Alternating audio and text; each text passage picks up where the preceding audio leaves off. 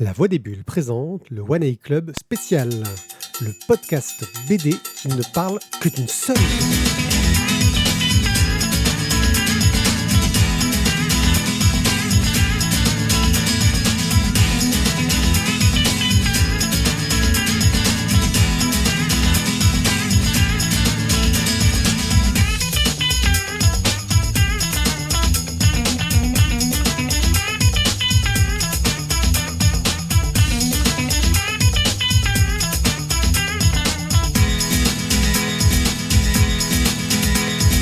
Coucou les gens, je suis One A Pied et on inaugure aujourd'hui un format un petit peu nouveau, un format où on va parler que d'une seule bande dessinée, que d'une seule série ou d'un seul auteur et s'intéresser à tout son travail autour de ça.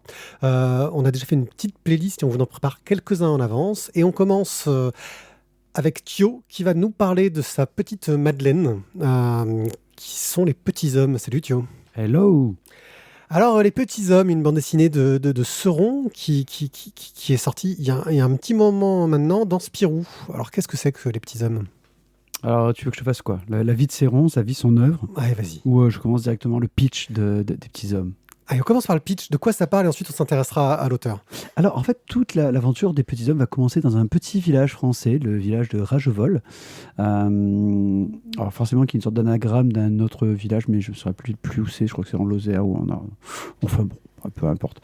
Un fragment de météorite va tomber dans un jardin. Mais forcément, ça ne va pas tomber dans le jardin de Robert, agriculteur, ou Bob le plombier, tu vois. Ça va tomber dans celui d'un chercheur. Et forcément, cette découverte va bouleverser la vie de tous les habitants du village, parce qu'en fait, cette petite météorite, lorsqu'on la touche, elle te réduit la taille de celui qui l'a touchée.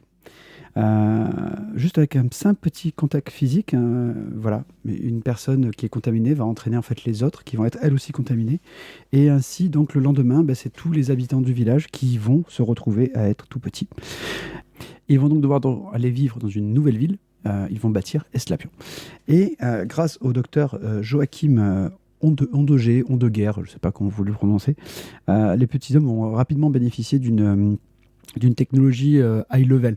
C'est-à-dire qu'en fait, là où les autres, ils sont encore en moteur à explosion, eux, ils ont des réacteurs, des micro-réacteurs pour avoir des petits avions, enfin bon, un truc de fou, quoi. Cette technologie très avancée va leur permettre justement d'avoir moins de difficultés, on va dire, à vivre, et va leur permettre aussi de vivre donc des aventures, mais assez hallucinantes. Là, tu me parles d'une série qui a un pitch qui a l'air assez moderne. On est sur, sauf que c'est une vieille série, Les Petits Hommes. C'est une série qui est née en 67. C'est la première parution dans le journal Spirou. On n'était pas nés. On n'était pas nés, ouais. C'était 10 ans avant ma naissance. Ouais, je sais. Tu te sens... Ouais, tu as pris un coup, là. Non, mais déjà, ça fait une année 45 ans, déjà. Je vais prendre un coup, t'inquiète pas, je le sens. Tu peux le faire. Ouais, c'est ça. Alors, du coup, comment est-ce que c'est paru, Les Petits Hommes ? Au départ, donc, c'était un journal de Spirou. Alors, on était dans une sorte de petite phase un peu basse de Spirou, dans le sens où tous les vieux routiers étaient déjà partis, ou ils étaient en train de faire autre chose à côté. Ce qui fait qu'il n'y avait plus trop de quoi remplir, on va dire, le journal lui-même. Donc là, Dupuis se retrouve dans la situation où il faut remplir les cases. Donc, ok, on va voir un petit peu ce qu'on a dans la maison. Il trouve Céron, donc, qui fait un dessin qui est pas mal, mais il trouve qu'au scénario, ils lui font pas trop confiance. Ils se disent, ouais, le mec, j'ai tout géré tout seul d'un coup, il a jamais rien fait avant. On va lui mettre un petit scénariste. Donc, ils l'ont mis au départ Albert Despréchin.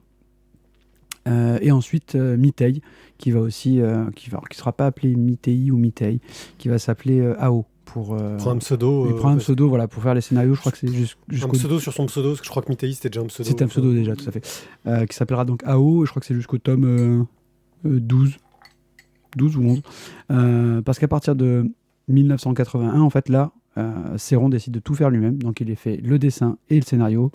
Et à partir de ce moment-là, sur tous les tomes des Petits Hommes, il y aura plus dessin et scénario, il y aura des scénarios. Il invente le petit mot étiquette, le petit mot valise où on mélange les deux. Et sur tous les autres tomes des Petits Hommes, on aura ça qui sera affiché dessus. Tu parles déjà du tome 12 en 80. Il y a combien de tomes des Petits Hommes ? La question... question piège. Il y a plus de 30 tomes. Ah oui. Oui, ça fait un beau paquet. Oui, ça fait un beau paquet. En fait, le dernier tome date de 2011. Non, là, les albums que j'ai, le dernier, c'est le 17. Et le 17, on est en 90. Et donc, il y a encore presque 21 ans après. Donc, voilà, on a encore un peu de marge.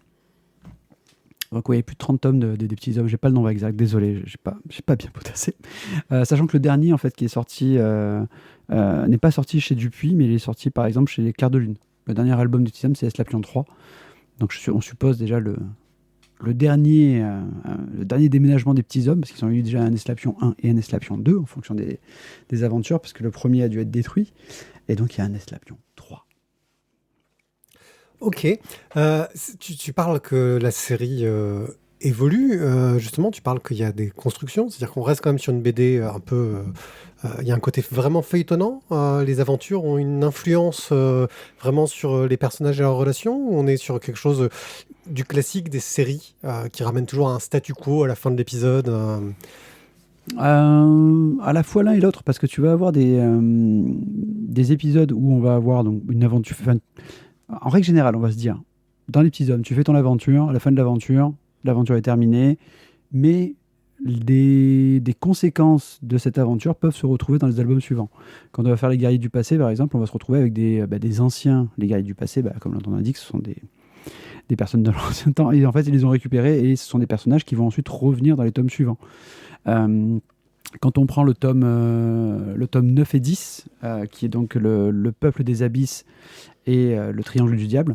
Qui est vraiment un truc en deux parties. C'est un truc en deux parties. Donc là, c'est 2 tomes qui se suivent. On va avoir aussi, par exemple, le Planète Ranxerox et le Trou Blanc. Pareil, ce sont 2 aventures qui se répondent un petit peu. On va avoir des histoires qui vont être des fois un petit peu feuilletonnantes ou entre guillemets à suivre. Mais la plupart du temps, c'est quand même des one-shots. Après, au niveau de l'évolution des personnages, il y a quand même une évolution qui va se faire forcément au bout de presque 40 ans. Tu fais pas tes personnages exactement comme tu les avais vus au début. Donc le personnage principal, donc, c'est Renault.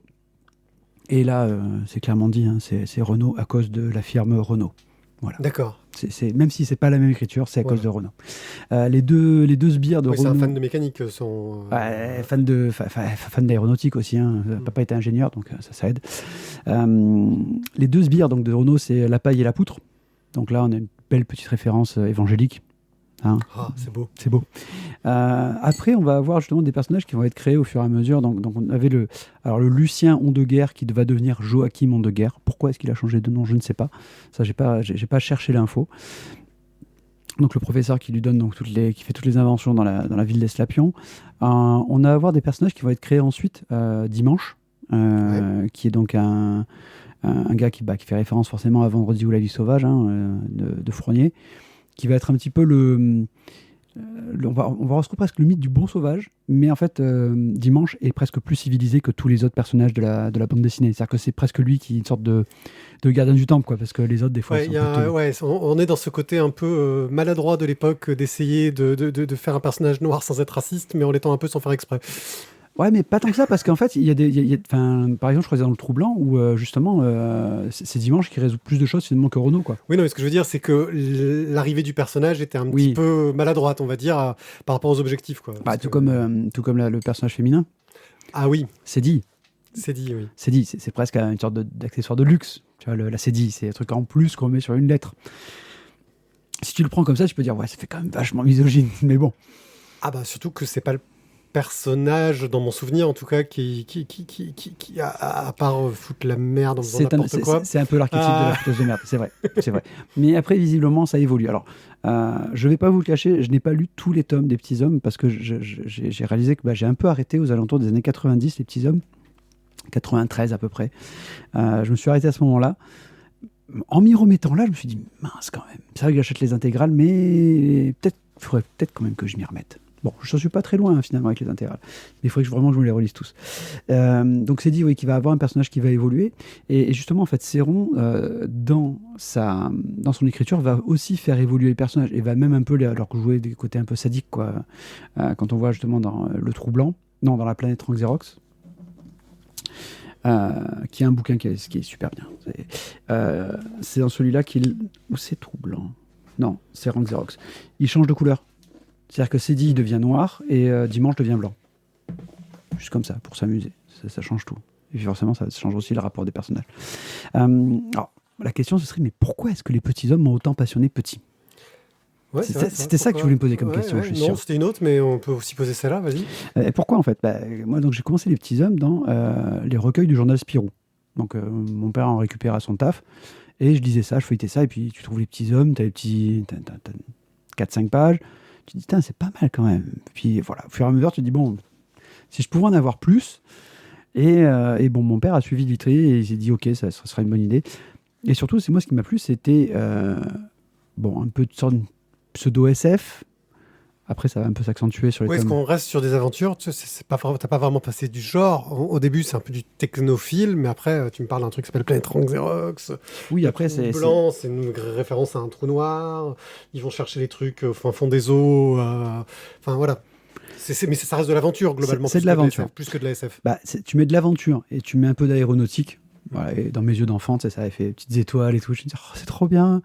Et en plus, c'est humoristique aussi. En plus, voilà, c'est du dessin gros nez, un peu à la Franquin. Donc, visiblement, tu me disais, il y avait eu une petite. Oui, il y avait eu, à l'arrivée de Seron, apparemment, le fait que son dessin ressemble beaucoup à celui de Franquin avait un petit peu fait jaser. Et les gens disaient que l'ont souvent considéré comme un gros copieur à ce niveau-là. Je suis pas trop d'accord, mais bon. Bon, après, voilà, ça, c'est les chorales de clocher, hein, chacun la sienne. Au niveau des tomes, moi, ce qui m'a vraiment pas mal marqué déjà, donc il y avait tout le côté aéronautique avec tous les avions de l'époque, le Mirage 2000, le Mirage F1 et tout, c'était à fond, quoi. Puis les trucs qu'ils inventaient, les coléoptères, cette espèce de truc tout avec que des bulles, enfin que du verre autour et 3 réacteurs et qui pouvaient voler à la verticale, à l'horizon. Stationnaire et tout. Stationnaire, c'était trop beau, quoi. Donc ça déjà, voilà, c'était le petit côté passionnant, les aventures. Et après, il y avait aussi des essais qui ont été faits par Seron. Non, là je reviens sur la planète Rank Xerox ou sur le Trou Blanc, qui sont en fait deux bouquins. En fait, la planète Rank Xerox, c'est un bouquin qui va se feuilleter en fait à plat. C'est-à-dire comme un calendrier, ça se feuillette. Il a été fait dans ce sens-là, dans un sens différent des autres.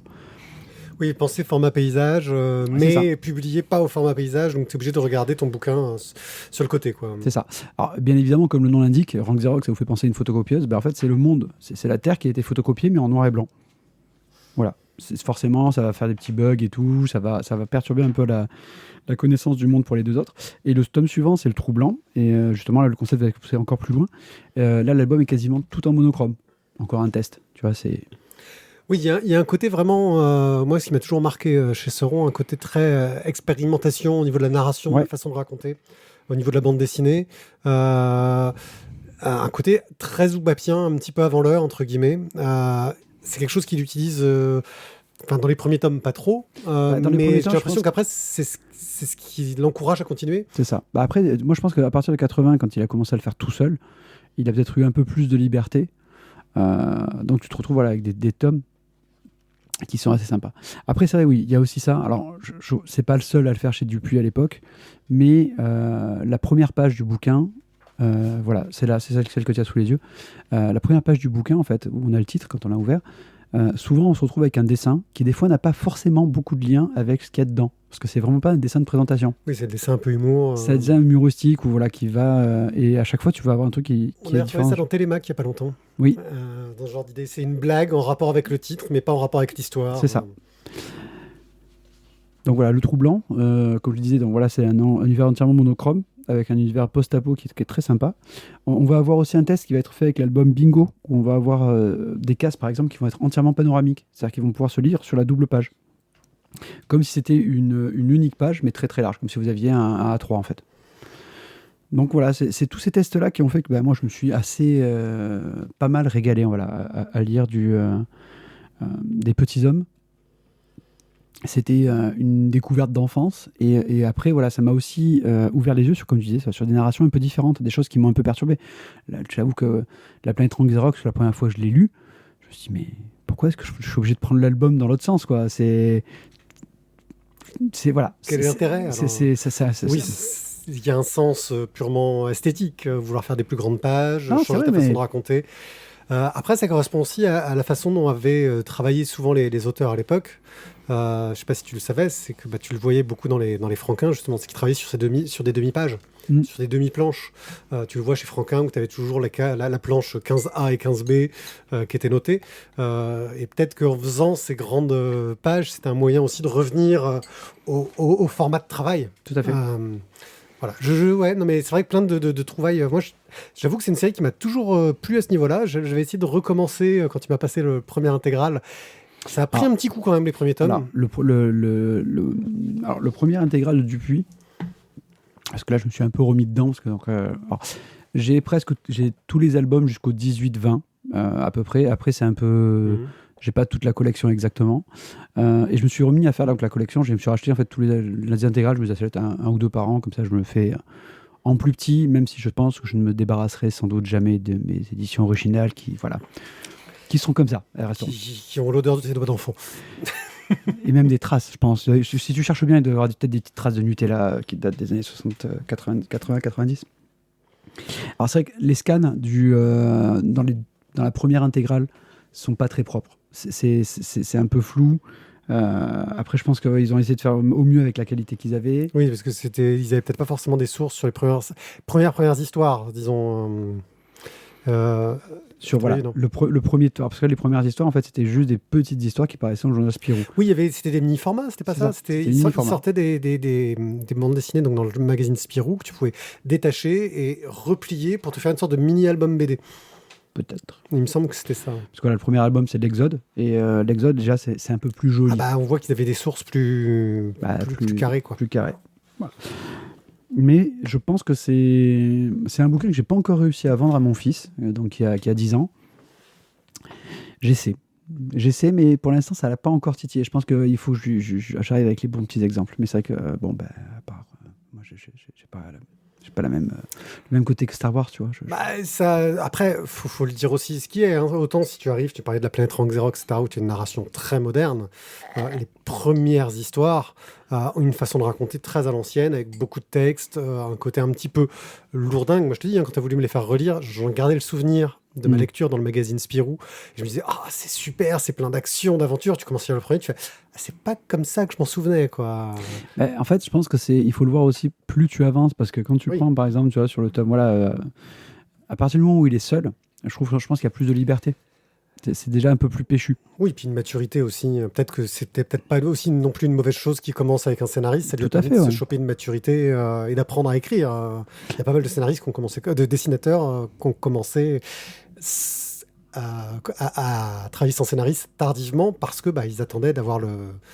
Voilà. Et puis il y en a qui n'y arrivent pas, mais bon, ça c'est... Et puis même au niveau du dessin, tu vois une évolution dans les personnages. Renaud est très filiforme au début, très longiligne, et en fait au fur et à mesure il va devenir de plus en plus rond. Tu vois, quand tu regardes les deux premières images, on a la planète Rank Zero sous les yeux et couverture intégrale.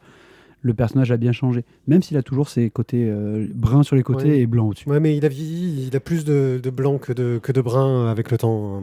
On sent que le personnage a pris de l'âge. On vieillit tous, monsieur. Ouais, on vieillit tous.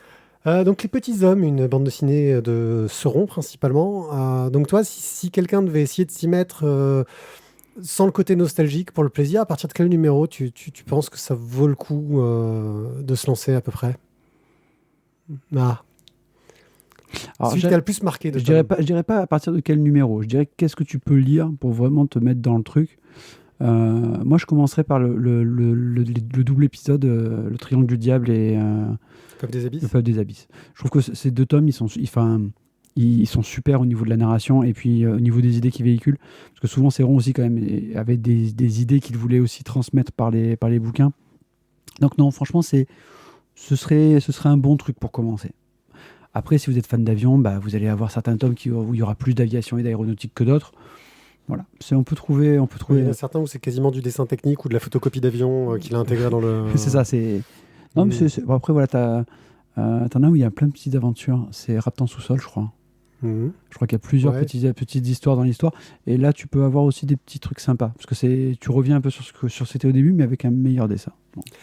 Ok, bah, les petits hommes seront, c'est chez Dupuis, il y a des intégrales qui existent, je sais pas combien il en existe à l'heure actuelle d'intégrales. Alors, on en a 9, je crois. 9, voilà, ce qui remonte à pas mal d'années. Et puis sinon, on peut toujours trouver au format standard, sauf pour le dernier tome, comme tu l'as dit, qui est sorti chez Clair de Lune.